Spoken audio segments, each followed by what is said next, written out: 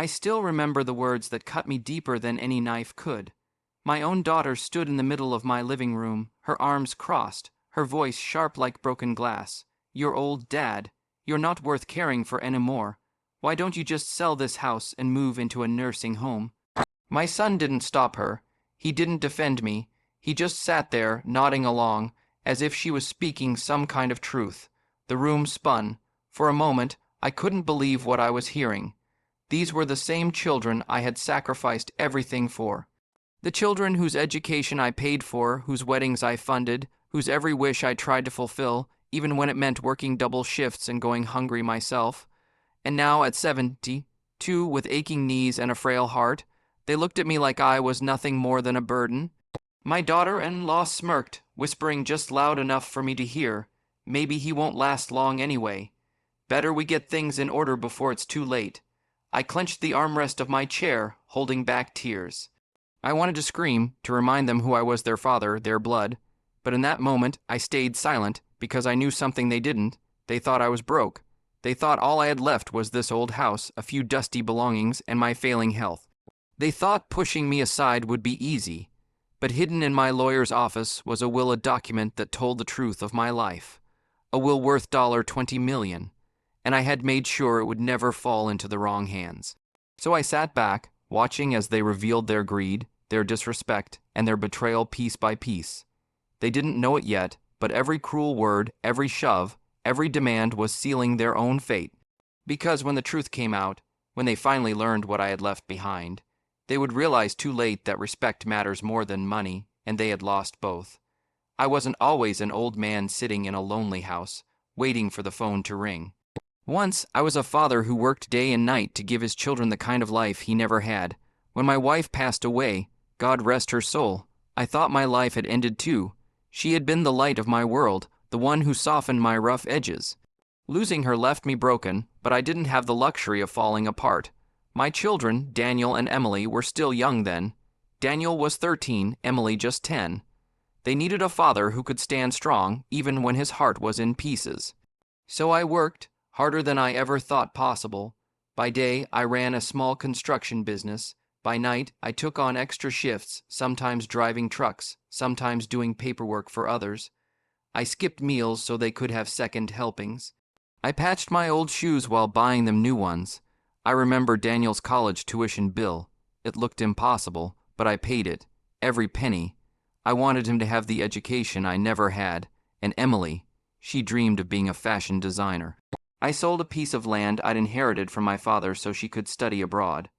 Those sacrifices weren't choices to me, they were duties. I told myself someday, when they're older, they'll understand. But now, sitting in my chair, listening to the sharp words from their lips, I wondered if they ever really did. Because the children I had once tucked into bed, kissed on the forehead, and sworn to protect. They didn't look at me with love anymore. They looked at me with impatience, with annoyance, as if all those years meant nothing. And yet, in my heart, I clung to the memory of who they used to be, because that's what fathers do.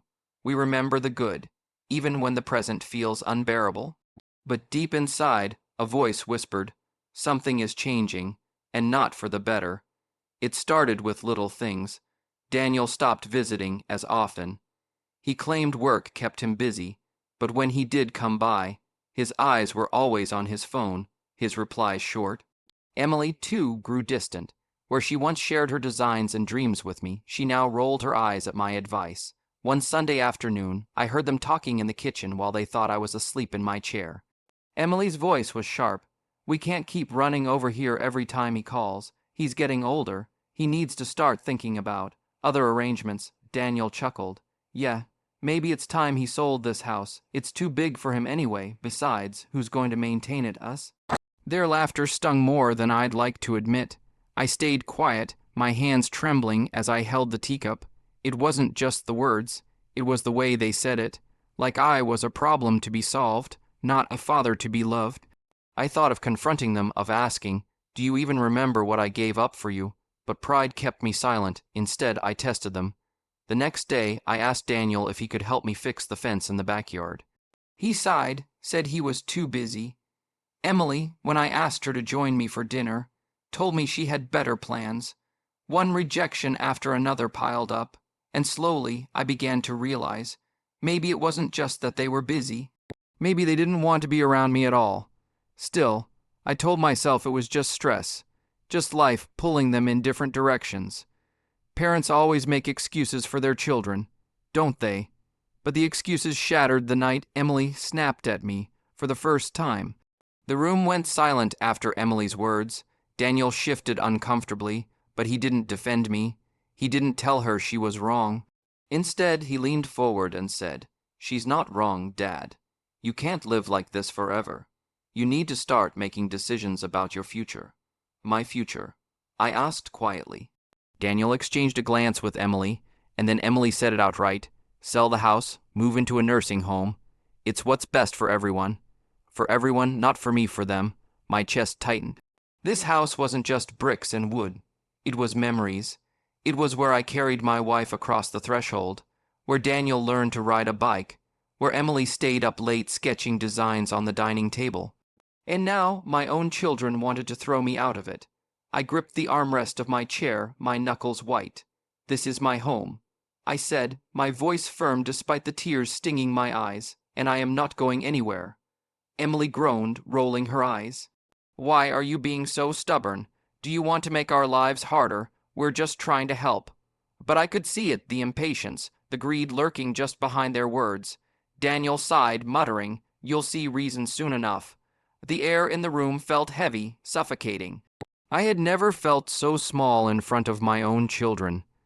But even as they stood there, trying to bully me into giving up the only place I had left, I stayed silent about the one truth that could have shut them up instantly. The truth that I wasn't the weak, broke old man they thought I was.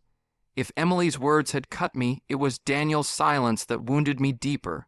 My son, the one I once carried on my shoulders, the boy who cried on my lap when he scraped his knee, had turned into a stranger who let others speak for him, and that other was his wife, Rachel. Rachel was sharp, tongued, ambitious, and clever in ways that unsettled me. From the day Daniel brought her home, I sensed she had her eyes on more than just my son. She often looked around my house, not with warmth, but with calculation, measuring curtains, running her hand along furniture, commenting about what she would change. It wasn't long before her influence over Daniel became obvious.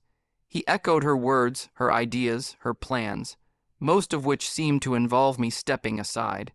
One Saturday evening, when I invited them for dinner, Rachel didn't bother with pleasantries.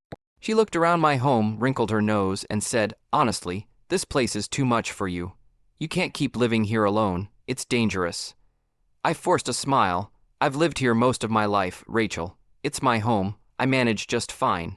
She smirked. "Maybe for now, but what happens when you can't? Who's going to look after you?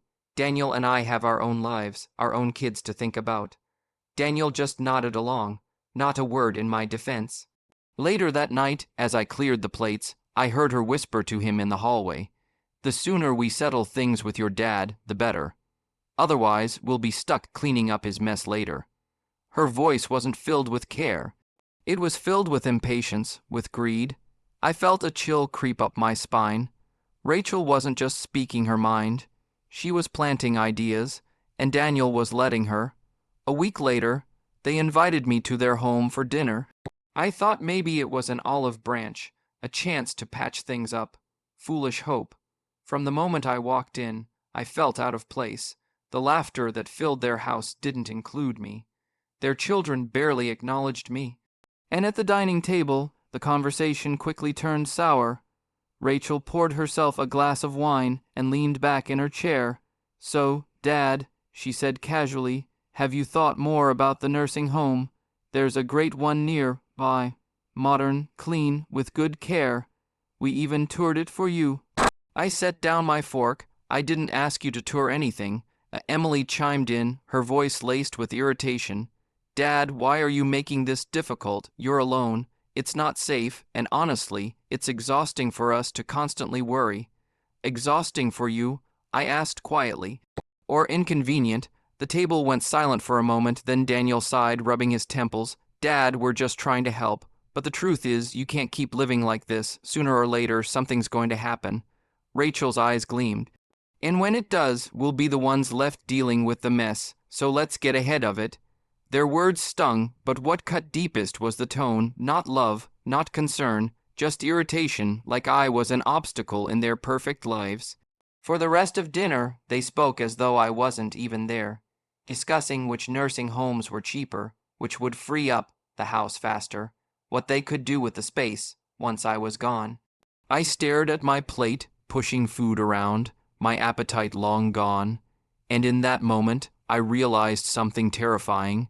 They weren't planning for my future, they were planning for theirs. The envelope shook in my hands as I read the words. Transfer of property, signature required, and in bold at the bottom, my name typed neatly as if my consent was a mere formality. The next morning, Daniel came over unannounced. He sat across from me, the same envelope in his hand. Dad, he said, his voice tight, we need you to sign these. It's just paperwork, nothing complicated. Rachel and I will handle everything from there. I looked at him, my son, my boy, the one I had once carried to school on my shoulders. Do you even hear yourself? I asked. You're asking me to give away my home, my life, everything your mother and I built. His eyes flickered, but he stayed silent. Emily showed up later that afternoon, her patience long gone. Why are you being so stubborn? She snapped. Do you think this place belongs to you forever? Things change, Dad. You can't cling to the past. I stared at her, feeling my chest tighten. This isn't just a house, Emily. It's my home, and no piece of paper will change that. She rolled her eyes. Fine, stay here and rot then, but don't expect us to keep running back and forth. Their words echoed in my ears long after they left. For the first time in my life, I realized my children weren't just ungrateful. They were dangerous. And as I locked the door behind them, a thought struck me cold. If they were willing to pressure me into signing papers, what else might they be willing to do? My children thought I was poor. They looked at my worn-out shoes, my old armchair, and the faded curtains in my home, and they assumed that was all I had. But they never knew the truth.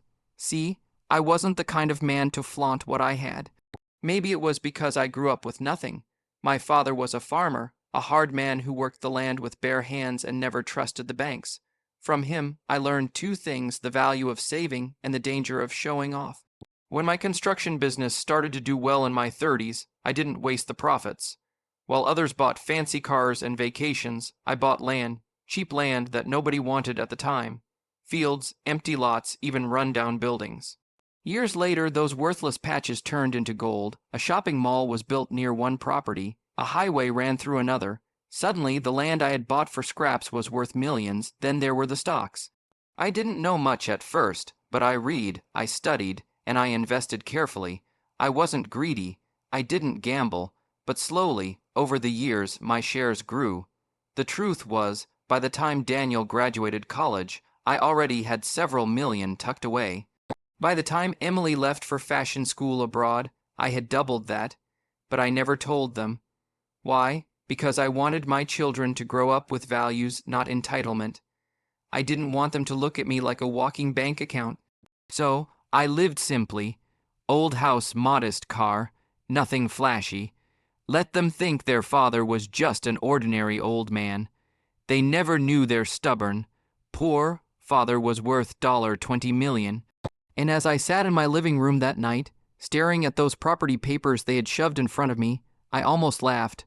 They were fighting over this house, this single house, when in reality, it was just a fraction of what I owned.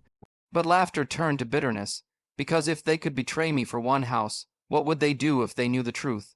My lawyer, Mr. Harris, had been with me for years. A calm, sharp-eyed man, the kind who never wasted words. When I walked into his office, he took one look at my face and knew something was wrong. They're pressuring you, aren't they? He asked quietly. I nodded. They want me to sign away the house. They think I'm finished, that I'm worthless. He leaned forward, and they don't know about the investments, the land, the accounts, no. I said firmly. And I don't want them to, not until the right time. He opened his drawer and pulled out a thick file. Then it's time we finalize the will. You've spoken of it before, but now, I think you know what must be done. We spent hours drafting it. Line by line, I made my intentions clear.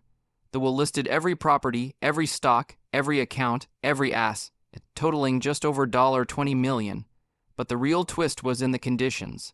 I didn't write it to reward greed. No, I wrote it to test respect.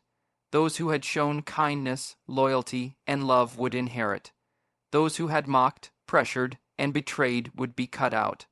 I even included Rachel and Emily's cruel words, documented in my notes, to show exactly why they wouldn't see a dime.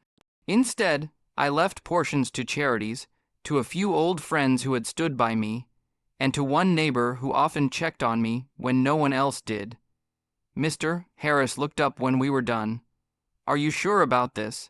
It will cause a storm when it's revealed. I smiled faintly. Let the storm come. My children think I'm weak. Let them learn the truth after I'm gone. But deep inside, a part of me wished I didn't have to do this. I wished they would change, that they would see me as a father again. Still, hope was fading fast.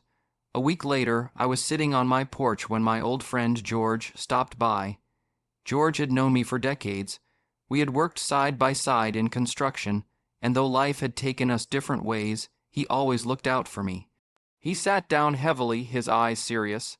I need to tell you something, he said. What is it? I asked. Your kids. He hesitated. They've been talking. I overheard Daniel at the cafe the other day. He was with Rachel. They were discussing, forcing your hand, making sure you don't have a choice anymore. My stomach dropped. What do you mean, forcing my hand? George leaned closer. I think they're planning to put you in a nursing home whether you agree or not. They were laughing about how once you're in there, they can handle the paperwork themselves. My blood ran cold. It was one thing for them to pressure me, another to try to manipulate me, but to talk about locking me away like some burden they could throw out of sight, that was something else entirely.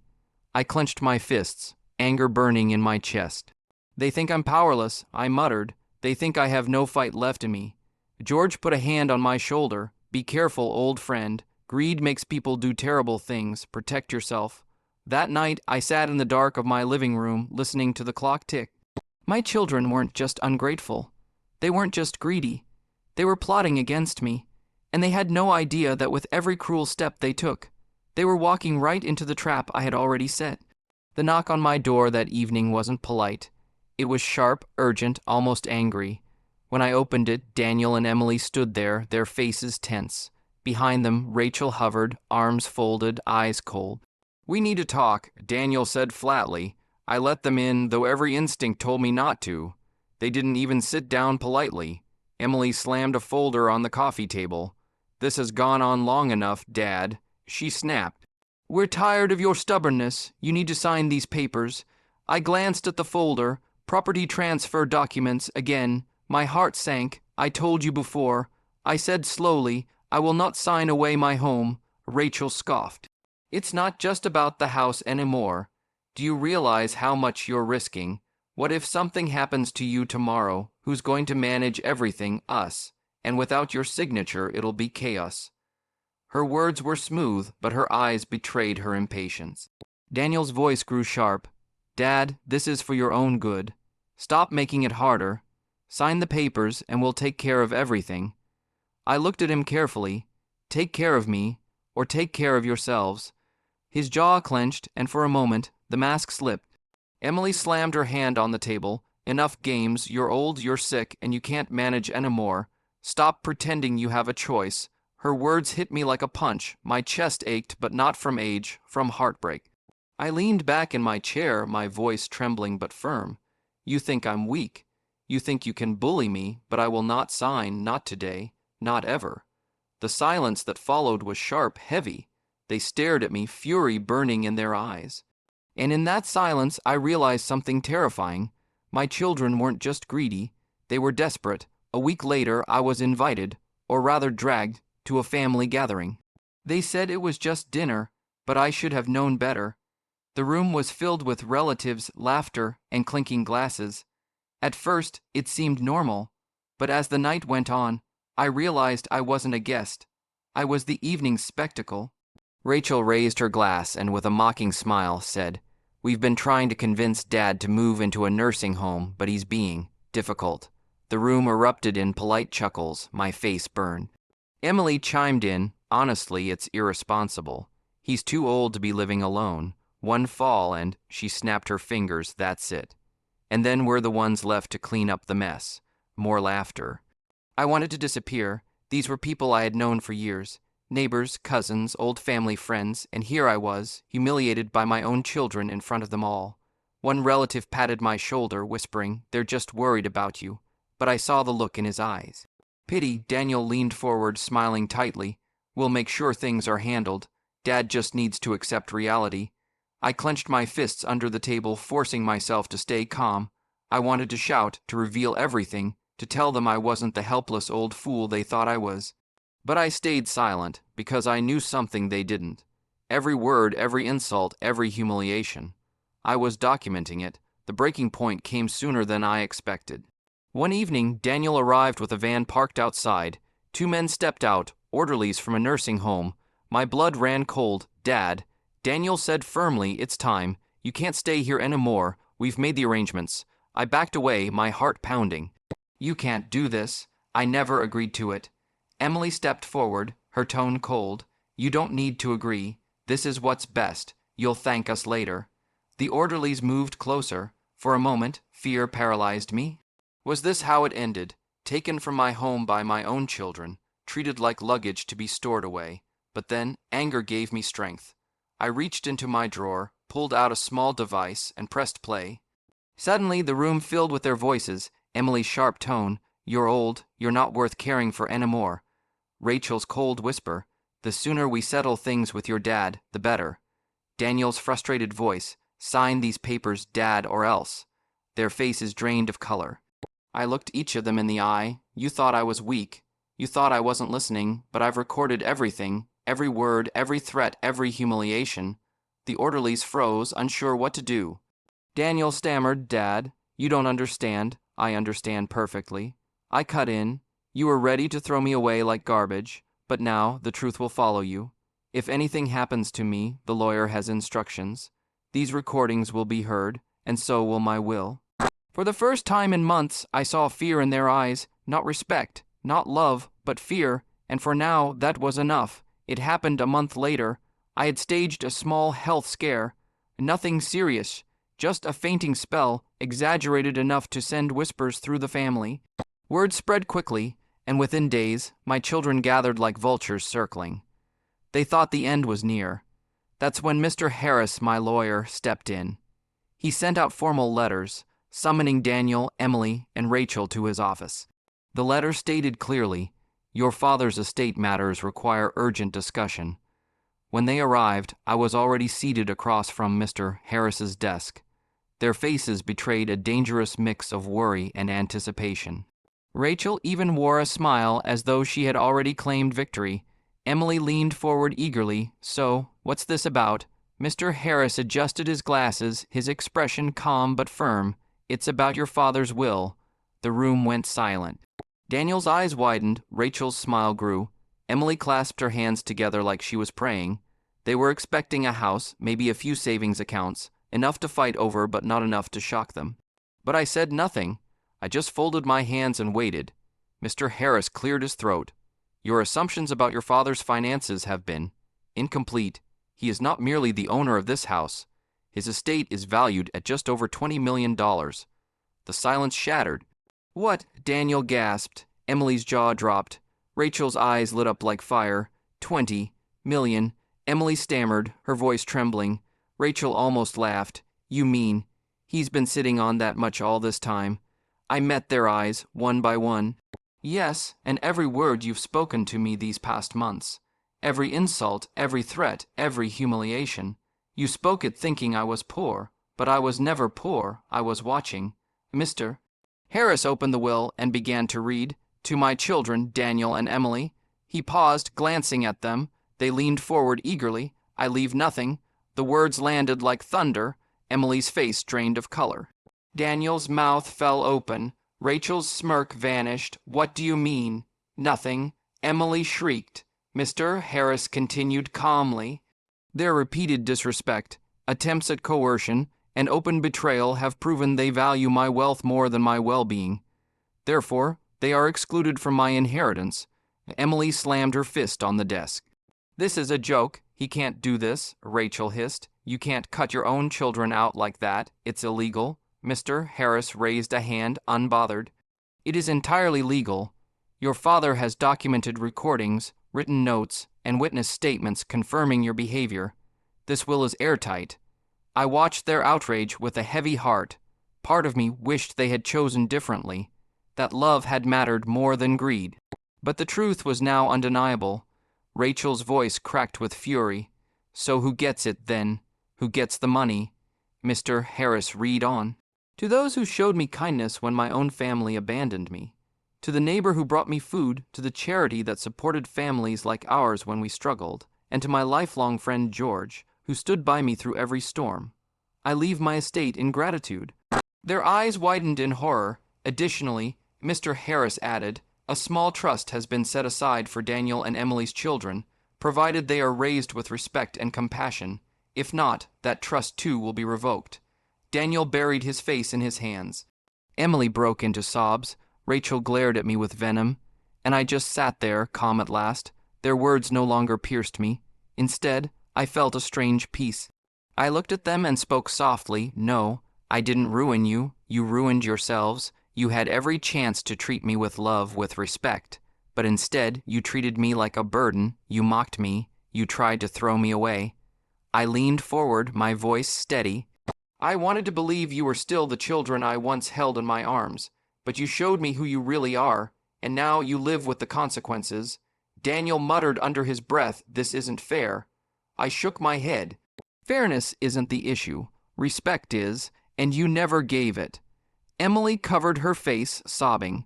Rachel stood, her face red with rage, and stormed out of the office without a word. The silence that followed was thick, broken only by the rustle of papers as Mr. Harris closed the will. I stood slowly, my knees aching but my spirit stronger than it had been in years. This isn't about money. I said quietly, it never was. It was about dignity, about love, about respect. I turned to my children one last time. And now you know the truth. Respect matters more than money, and now you know it too. Then I walked out of that office, the weight of decades finally lifted. Behind me, my children were left with nothing but their shame. And for the first time in a long time, I felt free.